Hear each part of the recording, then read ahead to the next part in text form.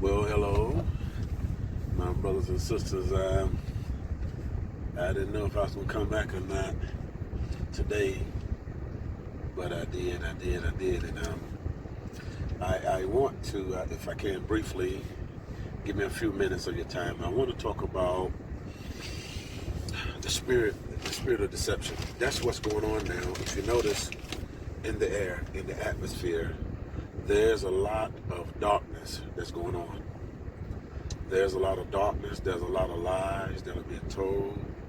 There's a lot of lies and stories being told. There's a lot of shifting of feet. There's a lot of positioning in mind, and there's so much that's taking place because it's harvest time. Because in harvest time, that means that everything that has been planted has come up. And if you notice, in everything you see, there's a wheat and a tare. With church, wheat tare. With men, wheat tare. Women, wheat tare. With the government, wheat tare. Police department, wheat tare. Everything. There's even with information, history, our history, church history. There's a wheat and tare. There's always what to believe, bad and good. There's always bad and good there.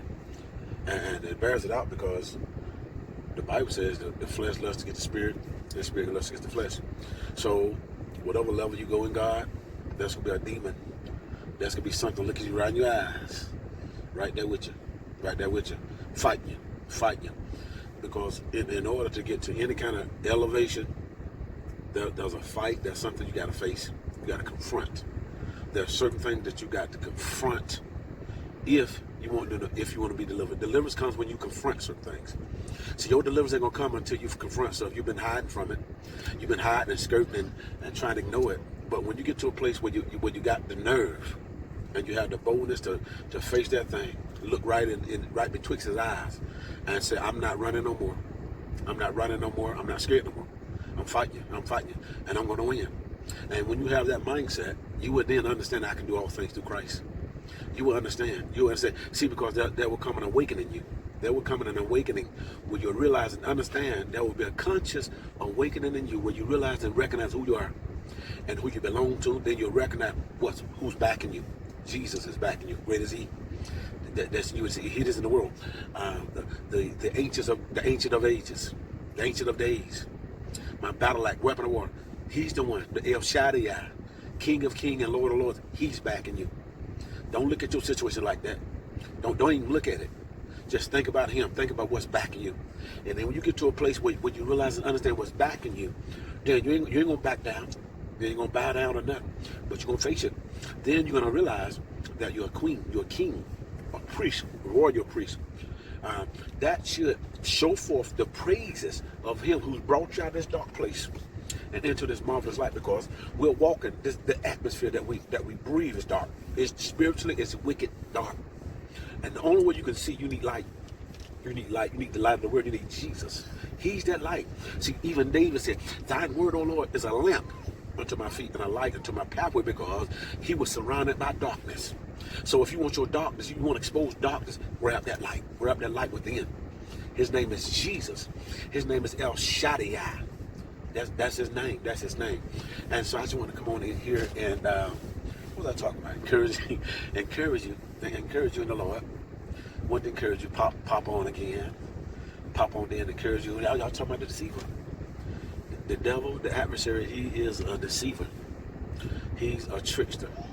And I think I talked about it a little anytime, especially in a marriage. Especially in a marriage. He hates marriage because marriage means unity. Yeah, marriage means unity. Marriage means Christ in the church. An agreement, a marriage, a ceremony. He hate that. See, because God constituted it. And so that means he's going to always fight it. The moment that you say, "I do," the enemy is going to be trying to work on somebody saying, "I don't care. I want to walk away." It's the devil. It's the devil. And so, but you need to realize he's the deceiver. Because the grass look green on the other side. But when you get over there, it's going to be all the same. It's a trick to draw you out of your house, to draw you away from your goods. Don't let the deceiver. See, the deceiver's going to package it in a way how you like it.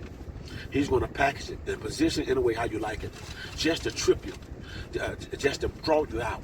just to embarrass you. See, that's what the enemy wants to do. He wants to embarrass you. He wants to embarrass you, adversary. Yeah, and see, there's a great Jezebel spirit that's on the run. On the run, in the air. And that spirit's not just in a woman, but it's in a guy too. And it's a spirit of control.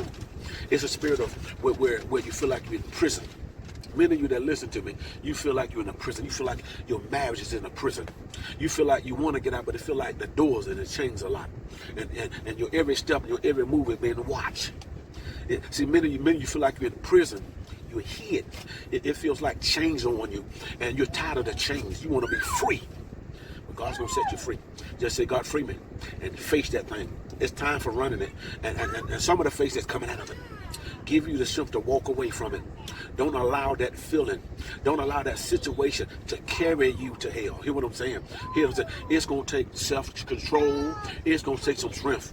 It's going to take some inward strength to say no. And see, the question is, do you want God or a feeling? Do you want God, everlasting life, or a feeling? The choice is yours. What it's going to be, what it's going to be, what it's going to be. It's all about for making excuses. It's about work out your own soul salvation. You can't blame the bishop. You can't blame nobody but you. You want to change, you make it change. You make it change. You say, God, I'm tired. And he'll change it. He said, if you decree a thing, I got your back. I hasten to perform it.